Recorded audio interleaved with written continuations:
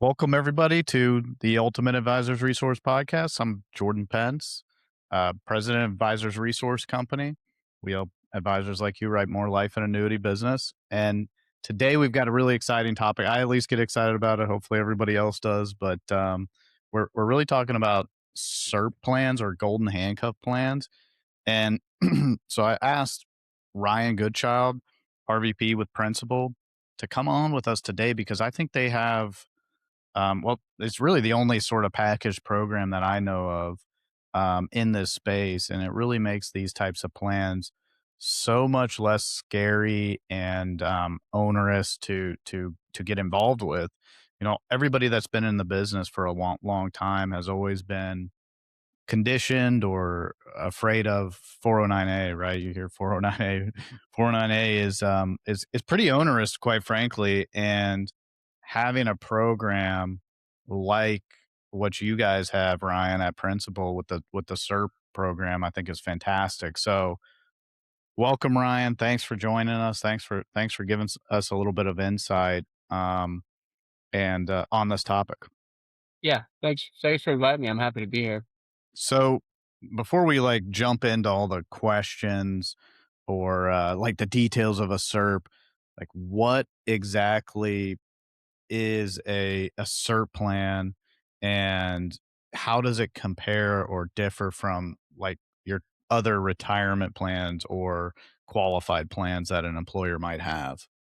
Yeah, the easiest point to talk about, a SERP is to explain what SERP stands for, right? So Good point. it's one of those deals where the name is self-explanatory once you hear it, and SERP just stands for a supplemental executive retirement plan. Simple. And it by default and in the title of the name, it is a supplemental plan that's offered to executives, highly comped employees. It can even qualify to owners as well. And so the difference really is in the industry we throw there's nomenclature and names for everything, right? So you'll hear SERP is a common one. You hear 409A, 409 Cap A, non-qualified deferred comp. They're all names for the same concept, the same things that we're trying to accomplish. So really how it differs from a qualified plan is for reference, I'll just say 409A because that's the internal revenue code 409A that allows us to do a plan that doesn't have to abide by or work within those regulations and stipulations of ERISA, right? So with a qualified plan, a 401k, you're stuck to the parameters of the ERISA requirements. 409A allows us an exemption outside of ERISA, so we can be very specific and pick and choose who we want to recognize and participate in a plan like this. So what you're essentially saying is we can be we used I when I first got in the business, we would say you could discriminate with non-qualified plans, but now we try to say you can be selective, which I think is it sounds a lot better. Yeah, But you yeah.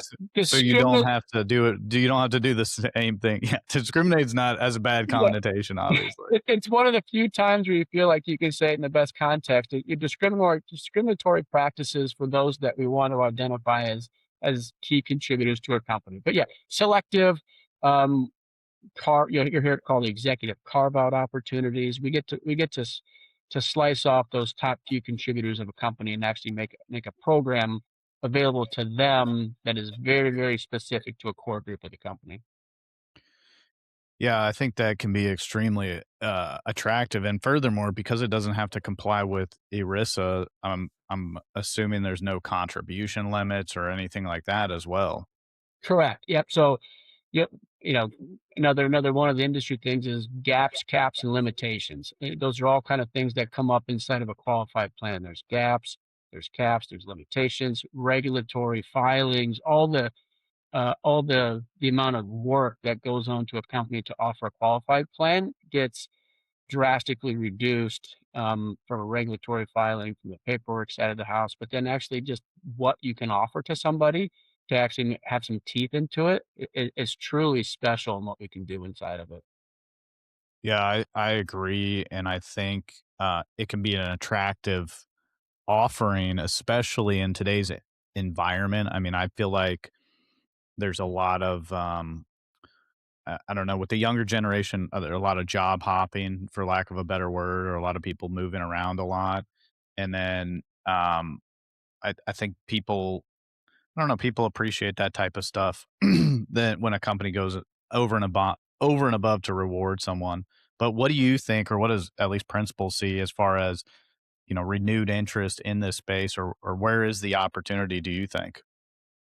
So that's been a big it's been an upward trend in the industry, and I'll put out there that since 2008, Principal's done a business owner insights survey. So we go out to about 1,200 business owner clients and principals annually, and we ask them questions about what's important to them, what's priority to them.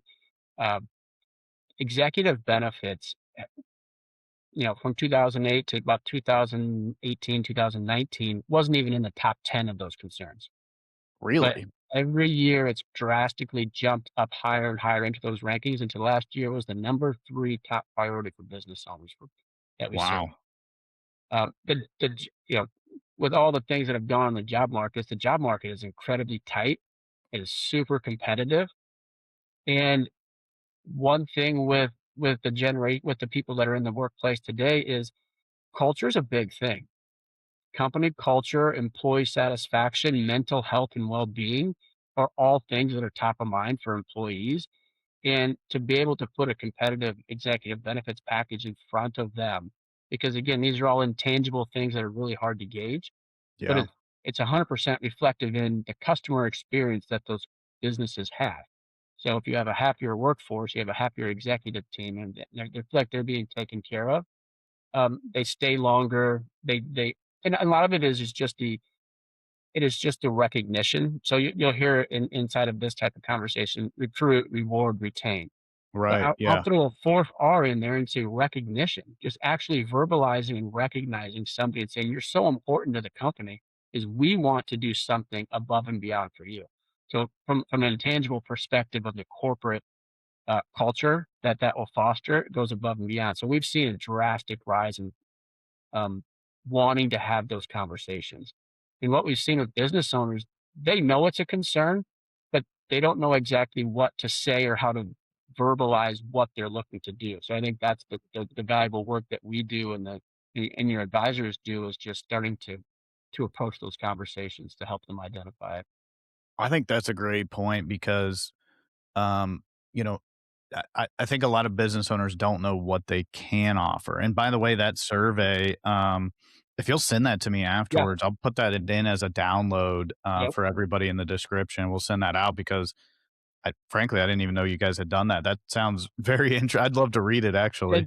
It's super cool. It is, the gamut, business succession to group plans to all the even internal programs around mental health and well being. But it was kind of we didn't put guidelines on it and say between these 5 things, and of course, all those 5 things are something that we do. Right? We didn't we didn't skew any of the I numbers mean, or you anything. didn't put 401k, SERP plans, Yeah, deferred comp. You didn't yeah, buy sell exactly. agreements. Yeah, we didn't have them rank just the things that we offered. It was, anything off the cuff that came to them as they could put down, and then we put it all together into a report. And we've been doing it since 2008. I mean, so the amount of information broken down by, millennial, Gen Z, Gen A, women owners, men owners, that kind of thing. So That's it's a really very cool. comprehensive list. Yeah, that's really cool. I'd love to see that, and I'd love to put that as a Yep, download to this. That'd be great as a follow absolutely. up. Um, so what do you feel, and then maybe let's talk about like the value or how these plans work, but what do you feel is like the best type of company, or who's the best fit for this type of plan, or to talk about it? Because I normally refer to this as like golden handcuffs, like, Yep. employer funded. How can you incentivize an employee to stay longer without just giving them more money or giving up a piece of the company or whatever? Like what can you do beyond that? Yeah. So, and it's kind of funny because I used to reference that with these types of plans from an employer perspective, the alternative is giving them an envelope of money at the holiday season, right? Yeah. So Jelly of the Month Club, and I started saying that, but I think that movie's a little dated and old now, so nobody was No, I buying think it into it. still lands. That movie plays about 100 times around Christmas on It's every a channel, classic so for a reason, right? So it's great. but it allows so I'll kind of start with who it works best with, right? Because these are programs that large publicly traded companies have implemented for a very long time. And Good the point. misnomer is if I'm not a Fortune 500 company, I can't offer a program like this. Uh, That's you a know, really good point. Access to a program like this is they utilize it. They have, millions of dollars allocated to plans like this with millions of billions of dollars of death benefit on the books but these plans are accessible to everybody. So, um, privately held companies or closely held companies, are a massive opportunity for us. And Well, it sounds like it, especially because if you think about deferred comp and things like that, I do think of large companies, clients you run across that work for whatever, some big company like or like an airline or something like that. yeah, I really think of like a deferred comp and the small business owner, even the small business owner that has 50 employees, that seems way too onerous to try to implement or expensive, I guess is what I really mean. Way yep. too expensive to try to implement something like that. And I think that's what's really unique about Principal's solution. Yeah, yeah. So the big part about 409A plans or SERP opportunities is um, you're probably targeting a company that has an executive group or a key employee group that's 10% of the total work population. But for our purposes, I mean, really, we do SERP plans on 1 to 2 to 3 executives. So you're talking a total work population of 10 to 30 employees. Right. Very accessible.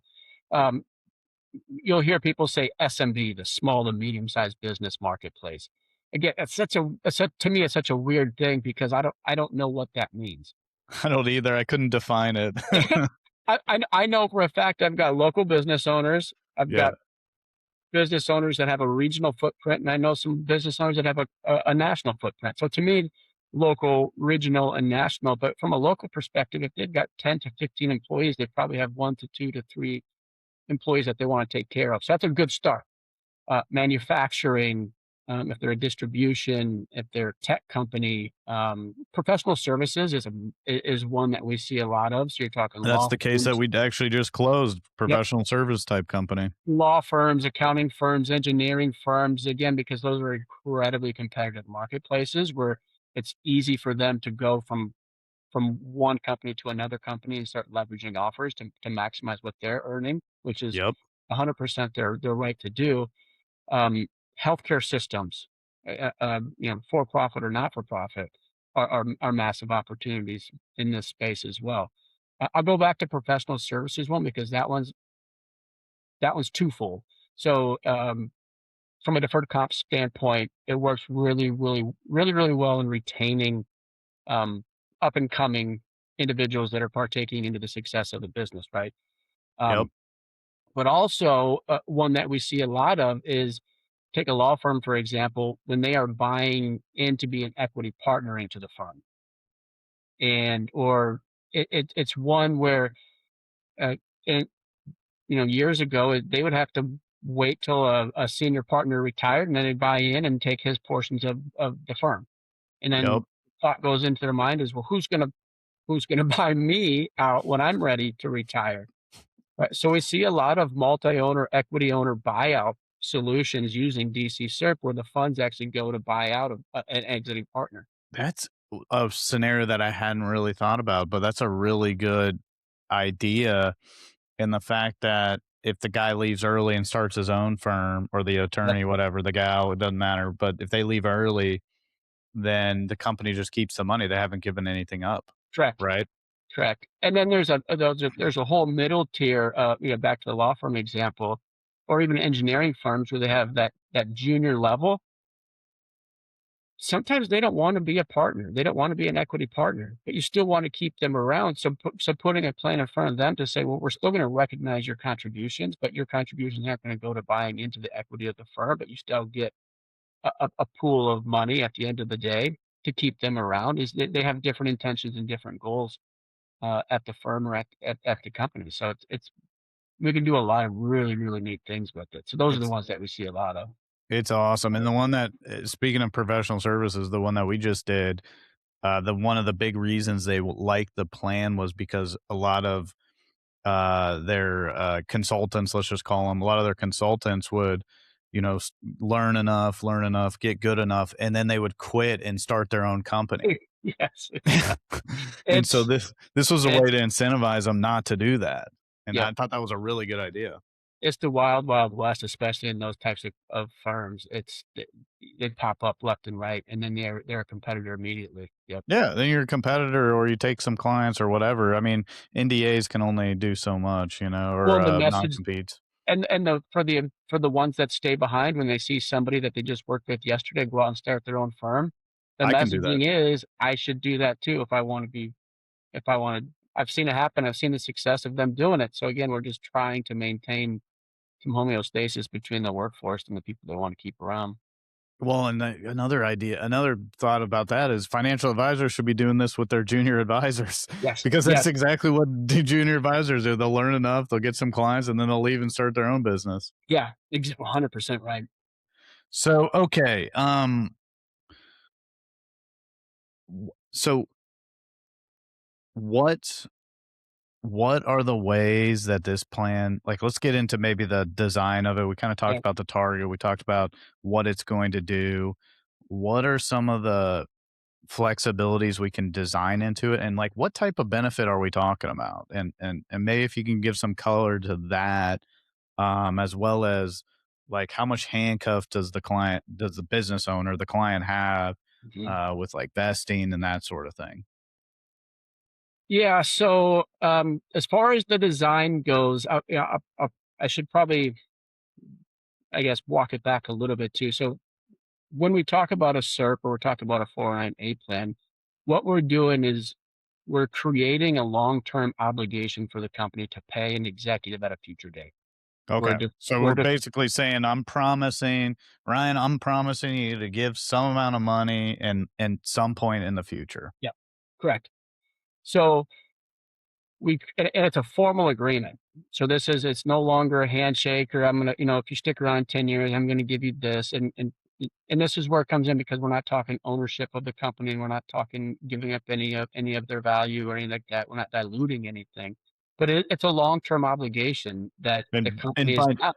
No, sorry to interrupt, but by not a handshake, you mean this is a contractual obligation that the Correct. company now has. If you were my employee and I did this, I have a contractual obligation. If you fulfill it, I'm going to pay you out of whatever it is, $100,000.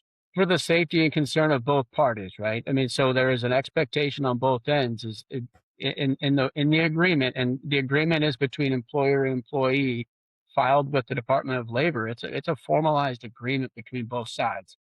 And it's the flexibility is the neat part, right? And so they can identify we can kind of do two things. We can say if you stick around for 10 years, 15 years, or age 60 or age 65, I'm going to give you X amount. So it's a quasi defined benefit conversation. Or on the other side is we can say we're going to allocate 15 to 25% of your total income at the company into a plan, whatever it grows to over a certain amount of time up to your vesting period, that's what you get rolled out to you as a benefit, as this gap of what our qualified plan is offering to what we feel you need to have for retirement. So there's two ways to do it, and that's the flexibility of it, which it Okay. works really well. And so what you're basically saying is it could be a contribution amount, or it could be I'm targeting this future value. So I'm gonna give you Right. 100,000 for 10 years when you retire or whatever the Yeah. case may be. Yeah, and that's really shifted a lot in the last few years. We saw that quasi defined benefit. Years ago, it was a very popular one. But again, because we're now committing to a future obligation, a future liability for the company to pay out X amount, we've s we've really seen it shift to the other end now because, I we had a meeting with a business owner, and he was offering a plan like this, and he was really excited about it, the employees were really excited about it, but instead of that defined benefit of what they were gonna get, he just said, "You know what? I'm willing to put this towards them, but I want them to take the ride with me." The performance of the asset, whatever it goes to, I want them to take the ride with me. It's kind of a built-in self-incentive to for them to continue to want to perform, and go with them. And so we've seen it. It's really shifted in the last few years to now it's more of a percentage of their earnings deferred for a future date. That's a interesting way of saying it too. Yeah, so, like, you could say, um, in theory, if you make $100,000, I'll put 10% of your earnings into this plan. Well, as their salary grows or they get promotions, that could go to 150, so 15,000, and then it kind of grows with them, which is kind of, I think that's it. That is, I hadn't really thought of it that way. That's Yep. interesting. Yep. Yep. So obviously, since this is my my webinar podcast, whatever you want to call it, there's got to be a life insurance sale in here. So So yeah, we why specifically go insurance? yeah. Like, are we just putting this money in mutual funds? Are we putting it in the bank? Are we buying annuities? What are we doing? Yeah. Why? So we Wh- specifically don't mention life insurance and, at least till much later in the conversation because it's until the client's going into the medical exam, it's like, oh, by the yeah, way, we're using life yep. insurance. You gotta consent to have a policy on your life kind of thing. So, um, because it's an agreement and that obligation in this type of plan, so I'll say with a 409A plan, it has to be it has to be, quote unquote unfunded. Okay. So it's an obligation to pay to an executive, but it's unfunded, which that's kind of the way that we work around qualified plans in ERISA. Because if it was formally funded, then it goes back into that qualified plan space. So So these are all unfunded deferred comp plans correct.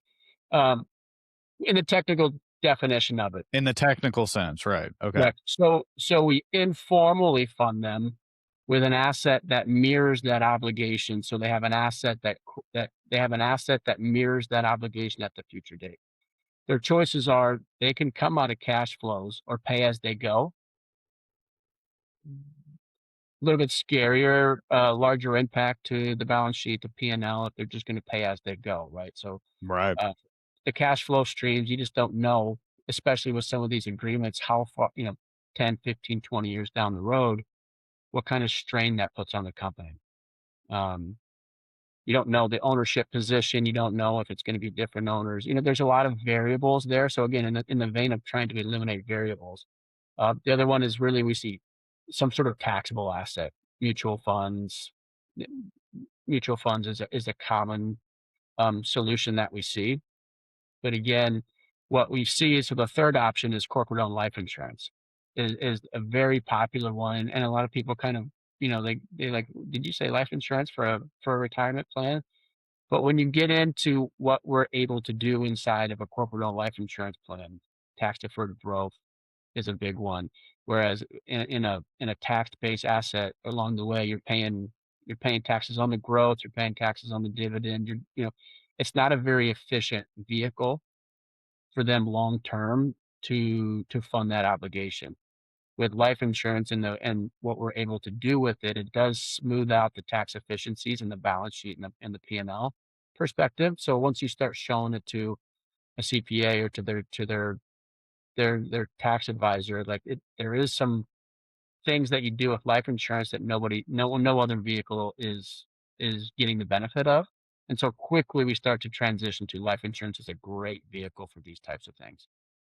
Yeah, and part of it is just the tax deferral and then taking the money out of the policy tax free to fund this benefit is Correct. just so much more efficient than using taxable investments. And, Correct. I do a lot of we do a lot of life insurance retirement plans, and that's all about how tax efficient life insurance is. So I think it makes a lot of sense. Plus, you didn't mention this, but I will. If you care, if these employees are so important to you that you want to set up a deferred comp or a SERP plan for them, what if they die? Don't you need some key man coverage on these people? Which this is part of the plan, right?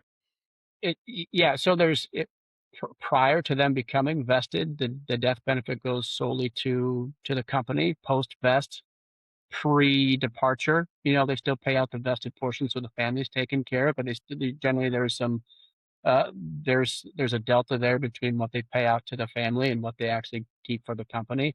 So, I saw an interesting stat the other day is with the loss or departure of a key employee, by the time it takes you to uh, recruit, hire, interview, get them trained up, get them ready back into the workflow to the spot that the person was in prior to that when they left. It's a year and a half that a company will take to actually get back to the position that they were at when, if an executive passed away. It's a long And time. that it is a very long time, and the impact to earnings and to the operation of the company during that year and a half. A great solution is the death benefit that comes with having a corporate-owned life insurance policy. I agree. So in this scenario, insurance, I'm putting a certain amount of after tax dollars because it's always has all of this is funded with after tax corporate dollars, right? No matter Correct, what, you're not correct. the company's not getting any deduction up front, so we're putting after tax dollars into a company owned life insurance policy, key Yep, man policy, basically. They get the tax deferred growth on the money because we're generally going to overfund it, yep, presumably. correct. So we're overfunding that. So I might invest whatever it is, and then that's going to grow over time to pay out this future benefit. And then Mhm. when the company gets that money out of that policy, that's tax free to them, but then they're paying it out to the employee, which is taxable to the employee. Yep, yep. Yeah, And and by the way, they get the deduction then as well. yeah. So yeah, once it's recognized and paid out to the employee, they get the deduction, and it's, when you see it in action, the long-term impact of the deduction plus the access to the money, it makes a really compelling story. It more It's than pays for itself based on the numbers I've seen. Yeah, I was just gonna say, yeah, it becomes a self-completing plan.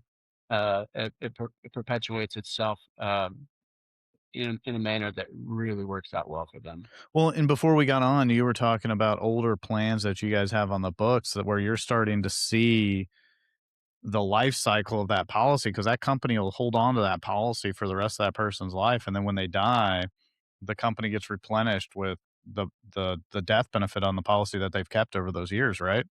Yeah. Yeah, so you go from a position of where you're almost pre-funding all those other future obligations. So, if you have the event where an executive passes away, the life insurance then pre-funds 2, 3, 4 executives at a future date and allows them to, in the recruiting process, to immediately vest somebody into the plan or to make it more of a accelerated graded vest into the plan or a signing bonus, a simulated signing bonus with some variations of it. So it allows a lot of flexibility with what they can do with it. I think that's awesome. I mean, it's it's it's just I think every small business owner that has key employees that are integral to their business really needs to hear about this. So I want to ask just quickly. I don't think advisors really need to understand this more than they just should maybe talk about it with the accountant. But what is the basic balance sheet impact of putting this plan on the books? Like, I don't know that we need to be accountants on this, but we need to be able to just like We tell the gotta accountant something. Yeah. So because of the nature of that future liability, I mean, so the company on the balance sheet on the P&L, they'll start to see the liability increase, right?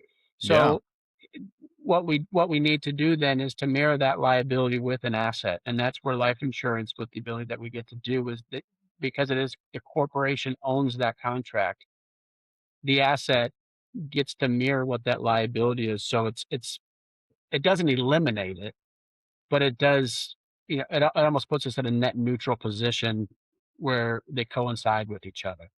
Um, And then I guess if the employee leaves before it's vested, then that liability goes away and it just becomes an asset on the books, right? correct.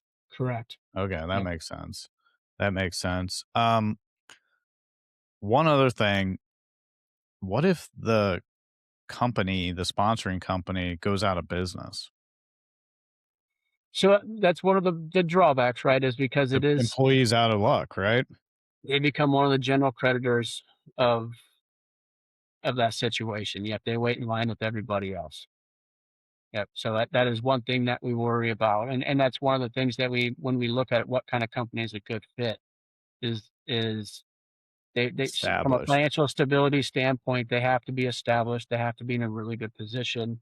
Another one too is if in the conversation, the business owner, depending on how many there are, if they're looking for an exit strategy, if there is an event soon to be in their future where they're looking to transition out of ownership of a business, maybe we wait and find out, because we don't know. Is change of ownership going to be a part of the, because with a 409A plan, really what makes it a 409A plan is you have to have a vesting schedule and you have to have a payout schedule. So what Yep. makes you vested into the plan, and what does that exit strategy from the plan look like? Now, if they're looking to transition ownership of the business, is maybe one of those vesting and payout options is transition of ownership makes me immediately vested in the contributions you've made already, and the payout looks like I get it over a 3-year period. So again, that's just, I wouldn't say a red flag, but it is a concern and conversation part that we have to discuss, is what does the future look like for the owners too? So you mentioned vesting and sort of like payouts of this. That kind of brings up a good point. So the company transitioning ownership is one triggering event that you can pay out 409A, because 409A is somewhat restrictive in that nature. Like there's only a few events that allow for you to trick. Like you can't just say, I've been working here for 5 years. Can I get some of that money that you set aside for me? Right? Like that's not Yeah. an option. Yeah, yeah. So, there's been some very famous headline situations where the expedited of benefits in situations like this. But really, there's death, disability, change of ownership, um, the company going bankrupt. Right, those are the big ones. That the situation of becoming immediately invested in the contributions made up to that point is an exit event that triggers for it. Yep, But you 100%. can't just like come up with some willy nilly thing No, no. and so forth. It's pretty tight in that, into what those are. Yeah. Yeah, that's what I would figure. Um, so I guess a little bit about maybe let's just finish this up on what does principal do on these? Like, how do they mitigate some of these? I feel like it's onerous. I actually just got a question. It says, "Do they provide plan documents and accounting?" So that was a good tee up. Thanks, John. But how does principal mitigate the perceived risk owners may have about making these long term promises? And like, what do you guys do? Like, how does this all work? Yeah, I would say that if there's one thing that principal does as well, is the library of material information is, at times I can get lost in there, right? It's like the Library of Congress. You walk in there and say, "How do I even, where do you even start?" And Um, and I will say, as a perspective of someone that's done one of these, you make it really easy. There's a whole checklist. You got all the document. I thought it was pretty simple. I mean, you just got to be able to read, and then you can get it done.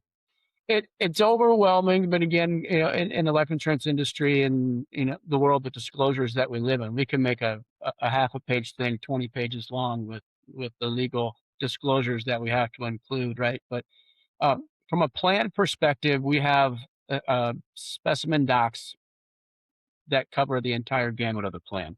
The agreement between the employer and the employee, the life insurance contracts. We have specimen documents that cover all of that.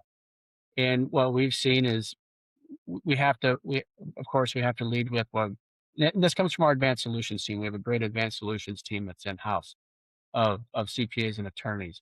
And while they're not in the practice of giving legal and tax advice, but they do create the specimen documents that they can take out to their legal team or um, to their tax team, to the board of directors, for all the stuff that whatever the approval process looks like. But we just see a lot of times they just they fill in the blanks to our forms and send it back to us, which is great because this is what we do all day, every day, from an advanced solutions perspective. Then also, Best just as practice would be to say have your lawyer review it, but correct, many of them do just fill it out, as which is pretty typical. I'm not surprised. which is great for us because we know that the approval's already done. We don't have to go through compliance again one more time to make sure nothing's changed on there. But just as important, because again, when you enter into this promise to pay in the future, which is what we're talking about, is administratively we have a much longer lifespan on the administrative side than we do on the pre-sale side. So if it takes 3 months, 6 months, 9 months on the pre-sale side to get a plan implemented, we're talking 30 years on the back end, potentially, administratively. We have a great admin team. We call them business markets administration, and they are actively involved on the pre-sale side because they're gonna be the ones that the advisor and the business owner talks to on the back end side. So we'll specify, one of our members in the BMA area, and they'll be assigned to the plan, and they'll be there as a resource to make sure that everything is flowing along as smoothly as possible, which is we've heard great things from companies and from owners that have gone through plans with us on what a great experience that is for them. Not just access to the plan online through the portal, which we have, but actually getting a live person that's familiar with the plan, familiar with the owners, and being able to have those conversations. So that's a big part of it.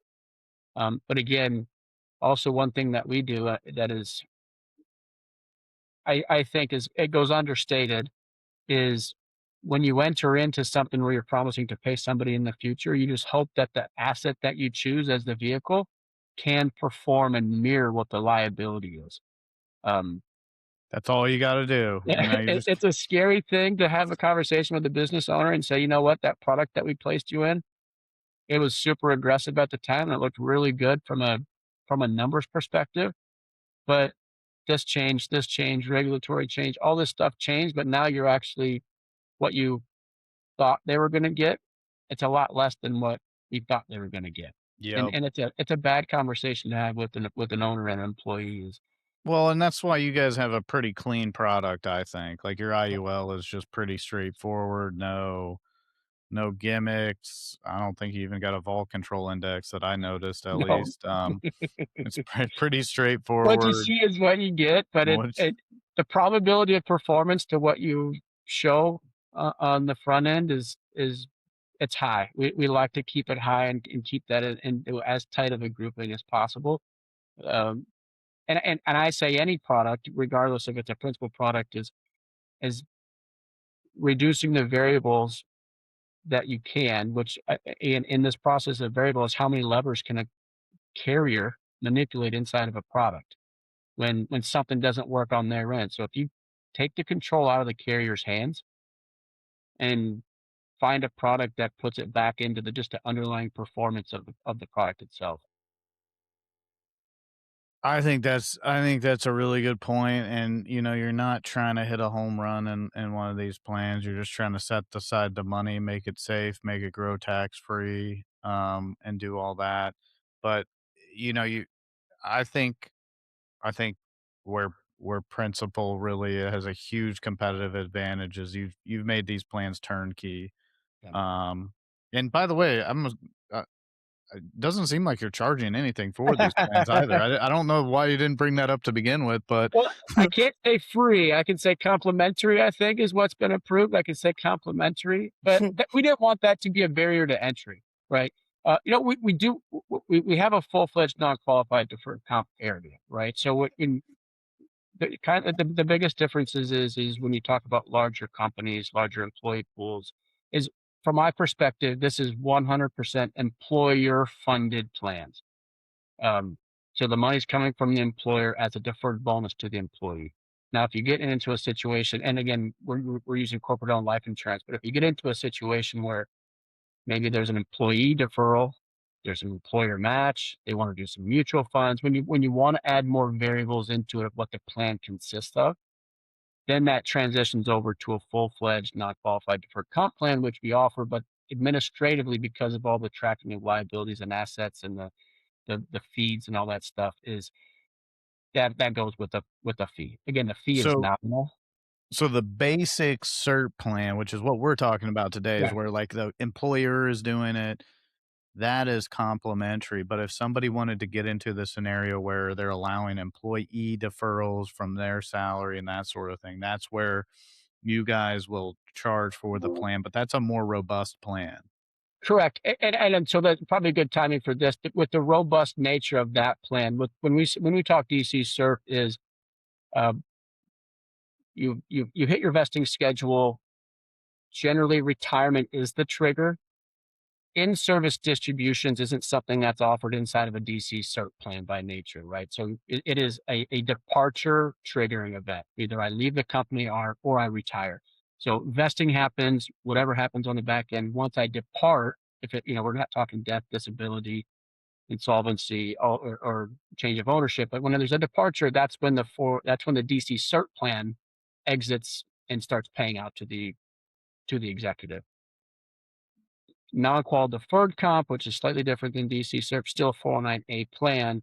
That is where that robust nature is. You can have in-service buckets that distribute to an executive. And again, for that kind of with the amount of work that goes in on it, it's a for fee platform. You can get mutual funds, you can get corporate owned life insurance. So again, it's the principal does that as well. And we work with that team all day, every day. Very close relationship. Yeah, that's a really cool plan as well. I mean, that's certainly for I don't know, whatever SMB is, Exactly. so maybe more towards the M, but, I like to keep it simple. I like to keep it as simple as possible on these, me too. I try to get out of my own way. You can do everything, you can do anything, you just can't do everything. I kinda so I try to keep it simple as possible and make it as, um, streamlined as we can Well for the owner. and that's why I wanted to talk about mainly the SERP here, and I think that probably fits most people's market a little bit better. I mean, when you're talking about true deferred comp plan with employee deferrals, I mean, you're looking at you gotta have salaries that are, 3 to 500,000 at least to where that starts making sense. Yeah, Um, because otherwise they can defer most of what they want directly in the qualified plan anyways. correct. Yeah. So, this is great. Um, any final thoughts? Anything people should think about? I mean, I would encourage everybody listening to think about business owners that they work with, that they have a right-hand man that doesn't have ownership or right-hand woman that doesn't have ownership in the business. How are you gonna keep that person there? And I would call them up right now and talk to them about this. I mean, this is a great plan, and we're happy to help put together proposals.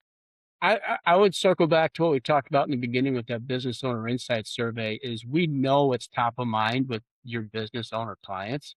It is something that they've thought about, they've worried about, "How do I keep these people engaged? How do I keep them here?"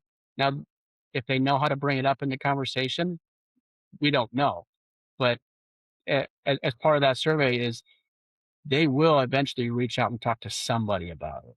If it's not you, it's gonna be somebody else, and let's make sure if you need a case, we have case studies out the wazoo. You can talk to Jordan. The three of we can get on a call to discuss it, do any of that stuff. Um, it's really just getting out there and bringing it up because we know it's top of mind, and it doesn't have to be scary because we can bring in people and have the conversation with you if you need be. Agree completely. And I think you guys do. I think you guys do a great job. So this plan's pretty exciting. And it's something that I think gives a lot of access to those more small businesses, Yep. closely held businesses, family businesses that can really use these benefits but are underserved. So Multi-generational families, you're talking about multiple branches of a family and trying to keep everything in line. Yeah, we see it all over the place. exactly. I mean, there's so many opportunities. So Ryan, thanks a lot. We'll put that survey in the download. Yeah, I appreciate your time and your expertise. I'm really excited to get this out there. And anybody has any questions, feel free to reach out. And thanks everybody for joining. thanks, Jordan. Yeah, thank you.